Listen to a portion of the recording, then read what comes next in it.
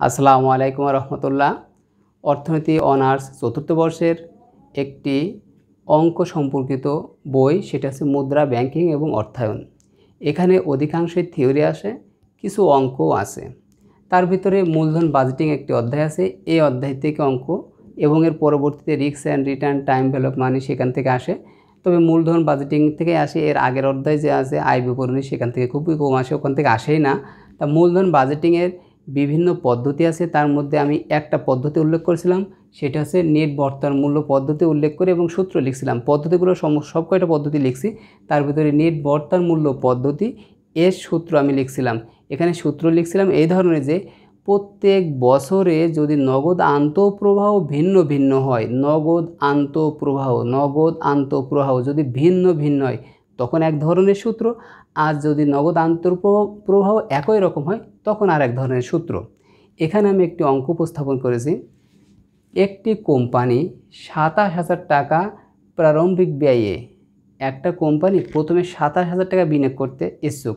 একে ইংলিশে বলা হয় ইনিশিয়াল আউটলি অথবা নেট ক্যাশ আউটলি। মানে আমি যখন একটা প্রকল্প শুরু করছি সেখানে আমি কিছু টাকা বিনিয়োগ করছি, নেট ক্যাশ আউটলি আমার কাছ থেকে চলে যাচ্ছে, কোথায় যাচ্ছে? প্রকল্পে যাচ্ছে।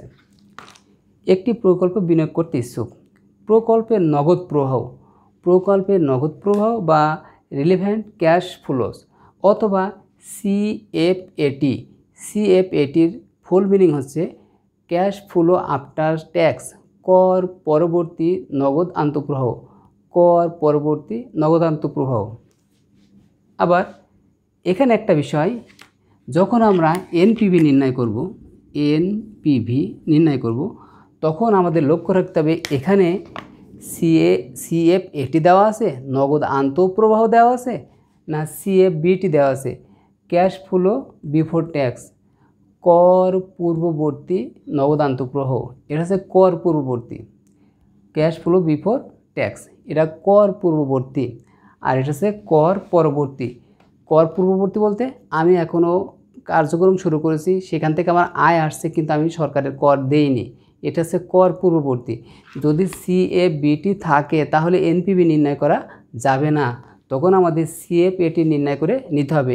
কিন্তু মজার বিষয়, এখানে সিএফএটি দেওয়া আছে, সিএফবিটি দেওয়া নেই, তাহলে আমরা সরাসরি অঙ্ক করতে পারবো। তবে এই জিনিসটা মনে রাখবে, এটি একটি সালের প্রশ্ন, এটি একটা সালের প্রশ্ন, কত সালে যেন আসছে, যাই হোক এই প্রশ্নটার আগে দেখতে হবে আমার এখানে কি দেওয়া আছে। নগদ আন্তঃপ্রবাহ সিএফএটি দেওয়া আছে। যদি সিএফবিটি দেওয়া থাকে তাহলে আমাদের সিএফএটি নির্ণয় করতে হবে। আমি এই ধরনের অঙ্ক পরবর্তীতে দেখাবো, এখন আমি সোজা সরল অঙ্ক দেখাবো। দেখো এবার এখানে ইয়ার দিয়েছে 1 বছর, 2 বছর, 3 বছর, 4 বছর, আর এখানে টাকার পরিমাণটা দিয়েছে নগদ আন্তঃপ্রবাহ। আমার প্রকল্পে বিনিয়োগ করার ফলে যে প্রত্যেক বছরে আমি একটা অ্যামাউন্ট পাচ্ছি সেটা এখানে দেওয়া আছে, সেটা হচ্ছে নগদ আন্তঃপ্রবাহ বা ক্যাশ ফ্লো বা সিএফএটি। দেখো এখন আমরা শুরু করতে পারি।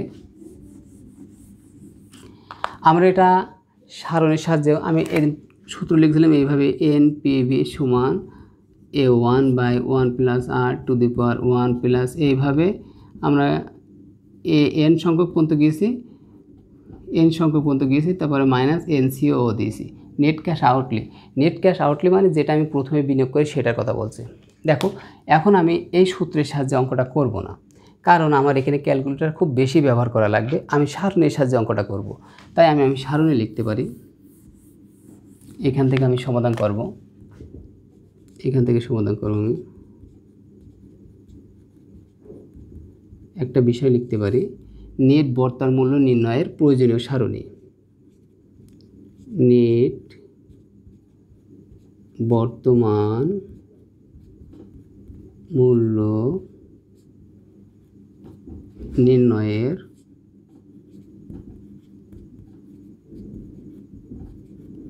প্রয়োজনীয়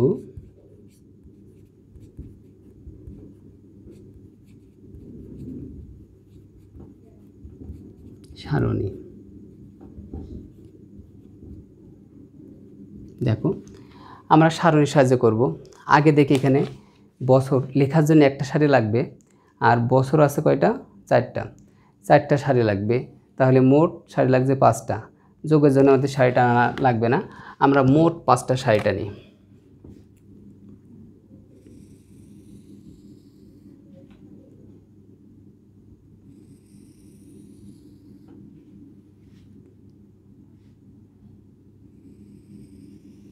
এই সারিগুলো না টানলেও হয়, তবে টেনে দিই।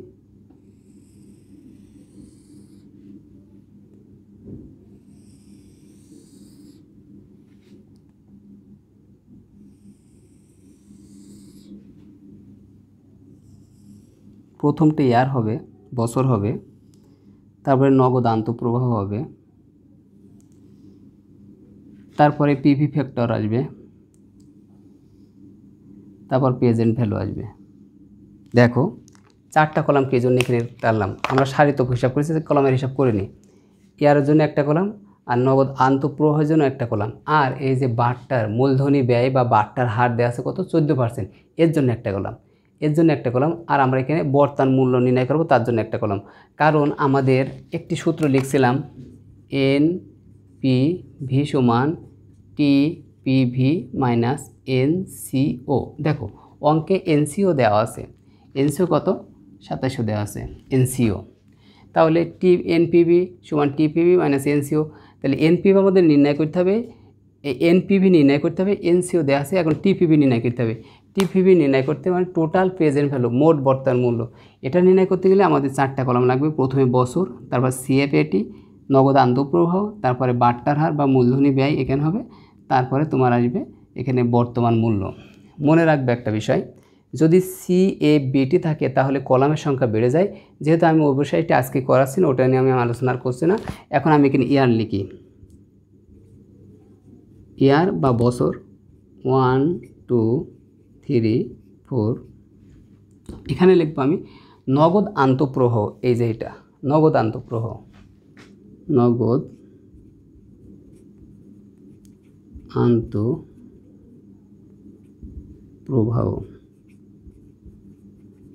এটা হচ্ছে CFAT। দেখো এটা CFAT, অথবা আমি লিখতে পারি ক্যাশ ফ্লো লিখতে পারি। এখন এখানে লিখবো আমরা এই যে মূলধনী ব্যয় 14%, এটা হচ্ছে পিভি ফ্যাক্টর, তাহলে আমি লিখতে পারি পিভি ফ্যাক্টর কত পার্সেন্ট 14%। আর এখানে লিখবো বর্তমান মূল্য,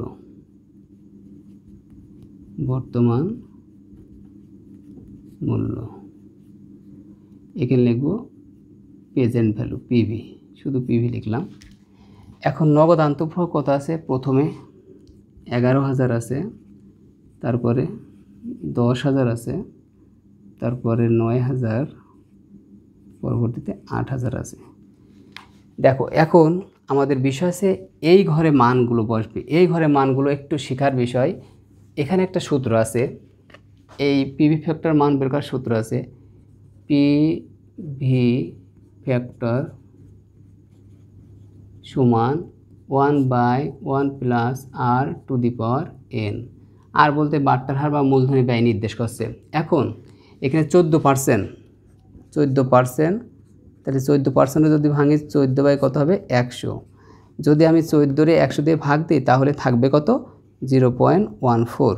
এখন এই জায়গায় যদি আমি বসাই 1/1 প্লাস 0.14, আর এখানে প্রথম বছর ধরবো কত 1/1/1.14। দেখো মূলত এটা আসছে, এই ক্যালকুলেশনটা এটা আসছে, খুবই সোজা। পিভি ফ্যাক্টর 1/1 প্লাস R⁴n, এখানে 1 বসাই দিলাম, আর এর মান কত এই যে এখানে 0.14, তাহলে 0.14 বসালাম, আর পাওয়ার কত 1। এটা হচ্ছে মূলত 1 বছর। আমরা প্রথম বছরের পিভি ফ্যাক্টর বের করব। প্রথম বছরের পিভি ফ্যাক্টর যদি আমরা বের করি, পরবর্তীগুলো অতি সহজে নির্ণয় করা যাবে। দেখো এখন আমি এটা ক্যালকুলেশন করলাম 1 প্লাস 0.14, এবার এটা যোগ করলাম, যোগ করে হলো 1.14। আমি এগুলো মুছে দিই, পিভি ফ্যাক্টর এটা থাকলো 1.14। আমি ক্যালকুলেটর এটা ভাগ করব, 1/1.14। দেখো 1 রে আমি 1.14 দিয়ে ভাগ দিয়েছি, তখন আসছে 0. আমরা 8টা নেব দশমিকের উপর, 0.0.88 সরি 0.87, 0.8772 হবে। দেখো এখানে 0.8777, এখানে 1 পরে ছিল 9, তাই আমি 1 যোগ করে নিলাম, 2 দিলাম। এটা ছিল এই ধরনের 0.87719। যেহেতু আমি দশমিকের পরে 4টা রাখবো 771, কিন্তু 1 পরে কী আছে, 9 আছে, তাহলে 1 সাথে কত যোগ করে নেবে, 2 হবে, তাই 2 দিলাম। দেখো এটা এইভাবে বের করবে, এই ফ্যাক্টরটা এইভাবে এখানে 1/1 plus r to the power n, এখানে 1 বছর ধরে নিবা সবসময় 0.141, তাহলে 1/1.14, এটার আমরা ভাগ দিলাম। এখন দেখো এর পরবর্তীগুলো কিভাবে করব। আমি প্রথমে ক্যালকুলেটারে 1 তুলেছি, 1 দিয়ে ভাগ চেপে 1.14 তুলেছি। এখন আবার ভাগ চাপবো সরাসরি ক্যালকুলেটারে, যে মানগুলো ছিল সেই মানগুলো ক্যালকুলেটারে আছে। এখন আমি সরাসরি ভাগ চাপবো, ভাগ 1.14, দেখো আসছে। আবার আমি ভাগ দিয়েছি, আসছে এবার 0.76946 আছে, 4 6, তাহলে আমি 5 নিতে পারি। এবার দেখো প্রথমে আমি 1.14 দিয়ে ভাগ দিয়ে এই মানটা পাইছি, আর ক্যালকুলেটারে যে মানটা ছিল সেই মানটারে আবার ভাগ চাপিয়েছি, মানে এটা ভাগ করার পরে আবার ভাগ চাপিয়েছি, ভাগ থেকে 1.14 দিয়েছি, দিয়ে এই মানটা পাইছি। এরপর আর ক্যালকুলেটার শুধু সমান চিহ্ন চাপলেই পরবর্তী মানগুলো চলে আসবে, যত সালই থাকুক কোনো মান চলে আসবে। আমি আবার ক্যালকুলেটার চাপবো, আর কোনো কিছু করবো না, শুধু সমান চিহ্ন চাপবো। সমান আসছে 0.67, এখানে 497 আছে, তাহলে আমি 50 নিতে পারি। দেখো প্রথম মানটা পাইছি, দ্বিতীয় মান, তৃতীয় মান। এখন তৃতীয় মানের পর আবার পরবর্তী আরেকটা ভাগ আছে, আবার আমি সমান চাপবো। সমান চাপলে আসছে 0.59208 থাকছে, তাহলে আমি 1 নিতে পারি। দেখো এই বিষয়টা আমি আবার বলি, 14% আমার এইটা সূত্র 1/1 plus r to the power n, 1/1 plus এখানে r এর মান কত আসছিল, 14%, তার উপরে ভাঙলে আছে 0.14 দিলাম, এটা 1/1.14। এখন আমি আবার এই জিনিসটা বলি, 1কে 1.14 দ্বারা ভাগ দেবো, তাহলে 1/1.14। ক্যালকুলেটার আসছে 0.87719, এভাবে মান আসছে। তখন আমি এই পর্যন্ত রেখে দিয়েছি। এইবার এই ঘরে মানটা কীভাবে বের করব, এইটার জন্য আবার আমার ক্যালকুলেটার কিছু ব্যবহার করা লাগবে। আমি কত দিয়ে ভাগ দিয়েছিলাম, 1.14 দিয়ে।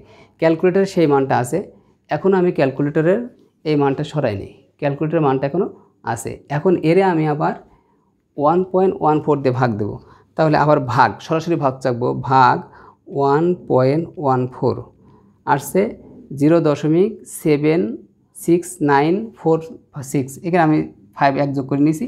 এরপরে আর ক্যালকুলেটারের অন্য কোনো কিছু চাপা লাগবে না, শুধু একটা বাটন চাপতে হবে, সেটা হচ্ছে সমান। আমি সমান বাটন চাপছি, এই মানটা আসছে। আবার আমি সমান বাটন চাপছি, এই মানটা আসছে। তোমরা ঠিক এইভাবে বের করে নেবে। তারপরে দেখো বর্তমান মূল্য কীভাবে নির্ণয় করতে হয়। আমার যে নগদ আন্তঃপ্রবাহ আছে তার সাথে এটা গুণ করব। তাহলে আমি নগদ আন্তঃপ্রবাহ কত, 11,000 গুণ 0.8772, 0.8772, হ্যাঁ, তাহলে আমার আসছে এখানে 9,649.2, 9,649.2। দেখো আবার এটার সাথে এটা গুণ করবো আমি, 10,000 গুণ 0.7695, এখানে আসছে 7,695, 7,695। আবার আমরা এটার সাথে এটা গুণ করব। দেখো বর্তমান মূল্য আছে সিএফ, এটির সাথে বাট্টার হারটা গুণ করে দিলে বর্তমান মূল্য পেয়ে যাই আমরা। এবার আমরা গুণ করি 9,000 গুণ 0.6750, তাহলে আসছে কত, 6,075 আসছে। এবার আমরা 8,000 দিয়ে গুণ করি, 8,000 গুণ 0.5921, এখানে আসছে আমার 4736.8, 4736.8, 4736.8, ঠিক আছে। এইবার আমরা কি করব, এইটা যোগ করব। তাহলে যোগ করব টোটাল প্রেজেন্ট ভ্যালু সমান টোটাল প্রেজেন্ট ভ্যালু, ওই যে আমি এনপিভি সমান সূত্র দিলাম টিপিভি মাইনাস এনসিও। যেহেতু আমাদের এনপিভি নির্ণয় করতে হবে, টিপিভি লাগবে, তাই আমি টিপিভি বের করব। এখন আমি যোগ করি। প্রথমে আছে 9649.2 যোগ, তারপর আছে 7695 যোগ, তারপর আছে 6075 যোগ, তারপর আছে 4736.8। এখানে আসছে 28,156, 28,156। দেখো এখানে একটা আমার আসছে 28,156, 28,156, হ্যাঁ ঠিক আছে, 28,100 টোটাল প্রেজেন্ট ভ্যালু চলে আসছে 28,156। এইবার আমরা নেট বর্তমান মূল্য নির্ণয় করব। এখানে আমরা একটা জিনিস লিখতে পারি,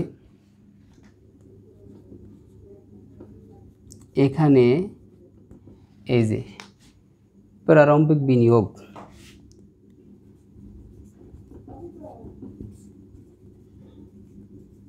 প্রারম্ভিক ব্যয় বা বিনিয়োগ একই কথা, ব্যয় আমি এনসিও দিতে পারি। এখানে কত, 27,000, এটা আমি লিখলাম। এখানে প্রারম্ভিক ব্যয় বা প্রাথমিক বিনিয়োগ সেটা হচ্ছে নেট ক্যাশ আউটলি, মানে আমার কাছ থেকে চলে যাচ্ছে কত টাকা, 27,000 টাকা। এখন আমরা নির্ণয় করব total present value, total present value নির্ণয় করেছি। এখন আমি নির্ণয় করব নেট বর্তমান মূল্য। অতএব নেট বর্তমান মূল্য, দেখো যেহেতু আমার এখানে সাইডে জায়গা নেই, আমি এখানে লিখলাম এনপিভি সমান টিপিভি মাইনাস এনসিও। এখন টিপিভি কত পারছি আমরা, 28,156 মাইনাস এনসিও কত, 27,000।